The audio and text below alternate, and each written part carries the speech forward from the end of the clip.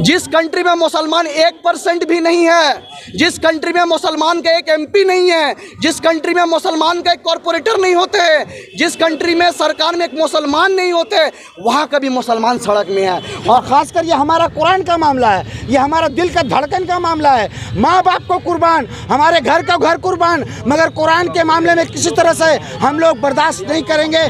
30 से 40% मुसलमान अगर बोलते हैं कि तुम जिंदाबाद का नारा लगाते हो, ममता बनर्जी जिंदाबाद बोल के तुम निकलते हो, अभिषेक बनर्जी जिंदाबाद बोल के निकलते हो, दिलीप घोष जिंदाबाद बोल के निकलते हो, शुभेंदु अधिकारी जिंदाबाद बोल के निकलते हो, कल तुमको पार्टी से लात मार के निकाल देंगे। फैसल खान के लिए नहीं खड़े हैं, यहाँ कुरान की अज़मत के लिए खड़े हैं, नबी की शान के लिए खड़े हैं, अल्लाह की रज़ा के लिए खड़े हैं, और क़यामत के दिन अल्लाह हम सबको कामयाब करेगा। कभी यूनिफॉर्म सिविल कोड, कभी ट्रिपल तलाक, कभी NRC, कभी CA, आए जिन तुम देखो हमारे पर जुल्म कर रहे हो। मैं कहना चाहता हूँ कि ये स्वीडन में हुआ तो कलकत्ता का मुसलमान पाक सर्कस में है। मैं चेतावनी समझ लो या तुम सलाह समझ लो, अगर ये हिंदुस्तान में कहीं किसी ने हिम्मत भी किया सोचने की तो समझ लो किस तरीके से प्रोटेस्ट होगा। ये अपने नबी से मोहब्बत, जो सच्चा मोहब्बत करने वाला होगा, जो कुरान से सच्चा मोहब्बत करने वाला होगा, जो इस्लाम से सच्चा मोहब्बत करने वाला होगा, वो रास्ते पे जरूर आएगा। और तुमको अगर जिंदाबाद का नारा लगाना है तो अपने प्यारे नबी हज़रत मोहम्मद सल्लल्लाहु अलैहि वसल्लम का जिंदाबाद बोल के नारा लगाओ, कुरान शरीफ जिंदाबाद बोल के नारा लगाओ, उनके लिए तुम प्रोटेस्ट करो, उनके लिए तुम सड़क में आओ। तुम उनके लिए सड़क में नहीं आते हो, तुम उनके लिए आते हो जो तुमको एक डब्बा बिरयानी देता है, जो तुमको एक दारू का बोतल देता है, जो तुमको 500 रुपया देता है। मैं इन मुसलमानों को कहना चाहता हूँ, कल तुम क्या जवाब दोगे? सिर्फ पूरे दुनिया में नहीं, भारत में भी कुछ ऐसे लोग जन्मे हैं, इंडिया में भी ऐसे कुछ लोग जन्मे हैं जो मुसलमान की मुखालफत करते हैं, इस्लाम की मुखालफत करते हैं, कुरान की मुखालफत करते हैं, नबी की मुखालफत करते हैं। अब आइए आपको बताते हैं कि स्वीडन में कुरान पाक के जलाने पर किस तरह से मुसलमानों में आक्रोश है। मुसलमानों का कहना है कि कुरान पाक पर हमारा ईमान है, हम अपने अकीदे से छेड़छाड़ करने वालों को कभी माफ नहीं करेंगे, हम इसकी कड़ी निंदा करते हैं।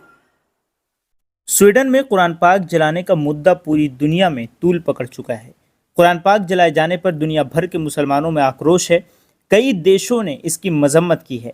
वहीं आज कोलकाता के मुसलमानों ने भी पार्क सर्कस 7 पॉइंट पर एक पीसफुल प्रोटेस्ट का आयोजन किया, जिसमें बड़ी तादाद में लोग शामिल हुए। आपको बता दें कि ये पीसफुल प्रोटेस्ट आवास फाउंडेशन के बैनर तले किया गया था। इस प्रोटेस्ट में कई मस्जिदों के इमाम भी शामिल हुए थे। सब ने कुरान पाक की अजमत बताई और स्वीडन में कुरान पाक की बेहुरमती की कड़ी निंदा की। साथ ही लोगों से अपील की कि हमें स्वीडन के प्रोडक्ट का बहिष्कार करना होगा। वहीं मुसलमानों से अपील की गई कि आप अपने आप को और अपने बच्चों को इस्लामिक तालीम दें ताकि उन्हें अच्छे बुरे की तमीज़ हो सके। गौर हो कि इस प्रोटेस्ट में फैसल खान के अलावा शेख मकबूल, साद अब्दुल्ला, फैसल अली, इम्तियाज़ खान, जाहिद हुसैन, मोहम्मद सरफराज व अन्य कई लोग शामिल हुए थे। आइए सुनते हैं। आज क़यामत के दिन में आप सल्लल्लाहु अलैहि वसल्लम लोगों की गवाही देंगे कि इस कुरान के खिलाफ जिसने एजुकेशन हम लोग ने किया, ये पूरी दुनिया इसको देखे।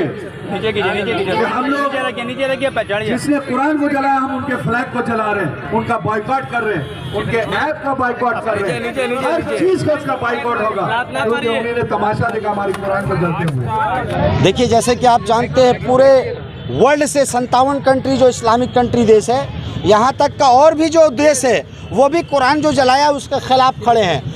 इंडिया के, हिंदुस्तान, भारत देश में सबसे पहला जो प्रोटेस्ट हुआ ये बंगाल के सरजमी कलकत्ता से हुआ। आवास फाउंडेशन के जानिब से ये प्रोटेस्ट किया, क्योंकि किसी तरह से किसी भी धर्म का मामला होगा, आवास फाउंडेशन हमेशा आगे करके हम लोग प्रोटेस्ट करते हैं। और ख़ासकर ये हमारा कुरान का मामला है, ये हमारा दिल का धड़कन का मामला है। माँ बाप को कुर्बान, हमारे घर का घर कुर्बान, मगर कुरान के मामले में किसी तरह से हम लोग बर्दाश्त नहीं करेंगे। चाहे कोई भी कंट्री हो, कोई भी देश हो, कोई भी लोग है, हम लोग कंडेम करते हैं ऐसे लोगों का। और हम मांग करते हैं कि ऐसे लोगों को इसी तरह से जला करके खाक कर दिया जाए। हम दुआ करेंगे अल्लाह से कि ऐसे जो कुरान को छुआ है, जो कुरान को जिससे हाथ लगाया है, उसका हाथ कट के गिर जाए और उसको बर्बाद हो जाए। लगातार ऐसी हरकतें देखने को मिलती है, क्या लगता है कि मुसलमानों के जज्बात से खेला जा रहा है? देखिए, पूरे वर्ल्ड में ये एक बहुत बड़ा ये चल रहा है मामला कि इस्लाम को जिस तरह से बर्बाद करने की साजिश है,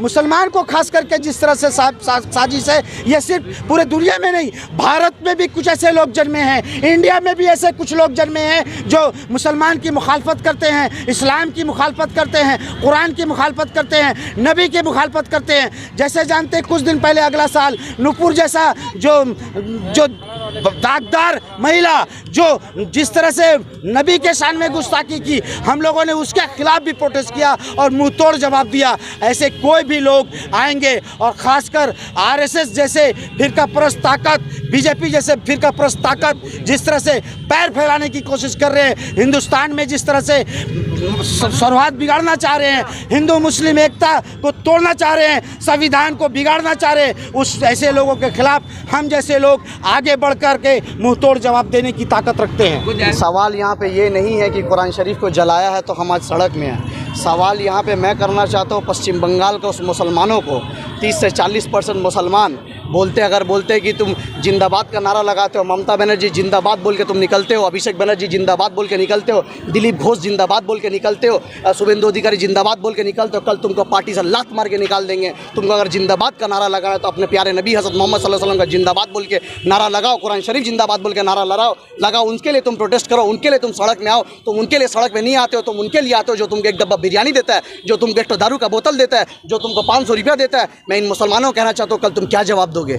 आए दिन तुम कुरान शरीफ का बदतमीजी कर रहे हो, कुरान शरीफ को जला दिया जा रहा है, कभी हमारे नबी का शान में गुस्ताखी की जा रही है, आज स्वीडन में गुस्ताखी हो जा रहा है, कल बंगाल में गुस्ताखी होगा, परसों कोई और स्टेट में होगा। अगर ऐसा गुस्ताखी चलता रहा तो कितना दिन हम बर्दाश्त करेंगे? आप हमारा बर्दाश्त का कितना तुम इम्तिहान ले रहे हो? कितना इम्तिहान लोगे? कभी तुम लिंचिंग का नाम पे इम्तिहान लेते हो, घर वापसी का नाम पे इम्तिहान लेते हो, कोई गौकशी का नाम पे इम्तिहान लेते हो, तुम लफ्जियात, घर वापसी, यही सब तुम करोगे। कभी यूनिफॉर्म सिविल कोड, कभी ट्रिपल तलाक, कभी एनआरसी, कभी सीए, आए जिन तुम देखो हमारे पर जुल्म कर रहे हो। मैं कहना चाहता हूँ कि ये स्वीडन में हुआ तो कलकत्ता का मुसलमान पाक सर्कस में है। मैं चेतावनी समझ लो या तुम सलाह समझ लो, अगर ये हिंदुस्तान में कहीं किसी ने हिम्मत भी किया ऐसा सोचने की तो समझ लो किस तरीके से प्रोटेस्ट होगा। मैं उन मुसलमानों को कहना चाहता हूँ, सुनिए मोदी जी बोलने नहीं देते, आप भी बीच में टोकिए, बोलने दीजिए। मैं क्या कहना चाहता हूँ कि अगर ये चीज़ कलकत्ता का मुसलमान अभी यहाँ पे सड़क में आया, अगर कहीं और होगा, जब नुपुर शर्मा ने गुस्ताखी की थी तो पूरा हिंदुस्तान सड़क में आया था, तो आज कुरान शरीफ का गुस्ताखी हुआ है। मुसलमान लोग कहाँ सो रहे मेरा भाई, कहाँ सो रहे? पूरा दुनिया जिस कंट्री में मुसलमान 1% भी नहीं है, जिस कंट्री में मुसलमान का एक MP नहीं है, जिस कंट्री में मुसलमान का एक कॉरपोरेटर नहीं होते, जिस कंट्री में सरकार में एक मुसलमान नहीं होते, वहाँ का भी मुसलमान सड़क में है, वहाँ का भी मुसलमान कॉन्सुलेट के बाहर खड़ा है, वहाँ का भी मुसलमान एम्बेसडर ऑफिस के सामने, एम्बेसी के सामने खड़ा है। लेकिन आज Hindustan 3rd most largest Muslim country in the world, हम घर में सो रहे, क्यों?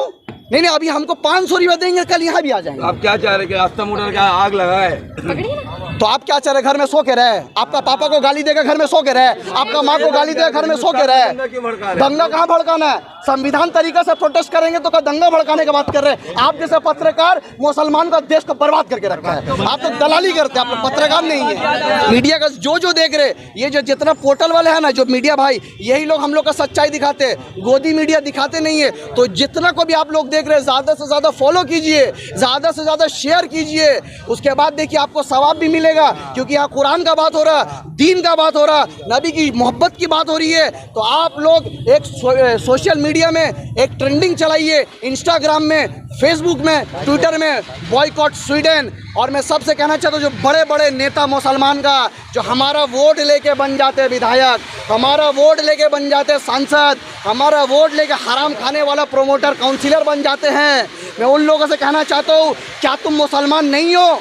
क्या तुम कुरान नहीं पढ़ते? क्या तुम्हारे नबी नहीं है? तुम्हारा ज़मीर कहाँ चला गया यार कि तुम एक बार कुरान का लेके बेहरमती हो गया, तुम आवाज़ नहीं उठाते हो? तुम आवाज़ उठाओगे, तुम दादा से पूछोगे, दादा आवाज़ तुलबो, दीदी आवाज़ तुलबो, ये तुम मुसलमान हो, तुम कायर हो। हम मुसलमानों का दिल रेज़ा होता है, तकलीफ होता है, हम सख्त अल्फाज में मजम्मत करते हैं ऐसे नाज़ेबा हरकत को।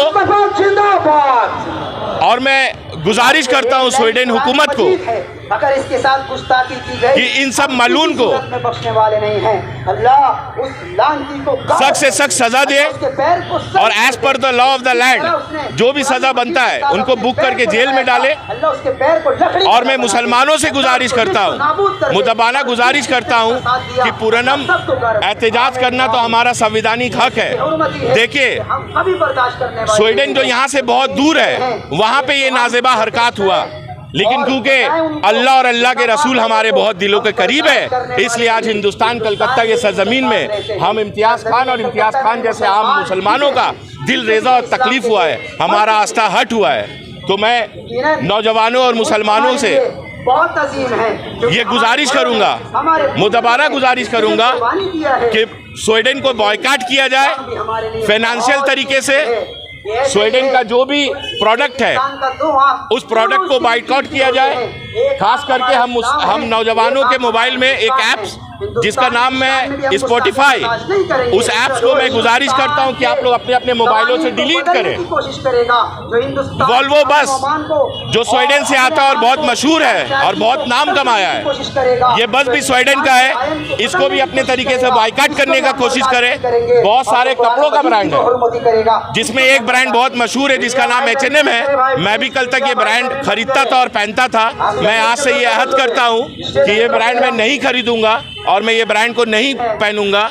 और मैं मुसलमानों से गुजारिश करता हूँ कि आज जो ये हरकत हम लोगों के साथ हमेशा हो रहा है, ये होने का कारण ये है कि हम मुसलमान एक नहीं हैं। हम सियाकार हैं, बड़े गुनाहगार।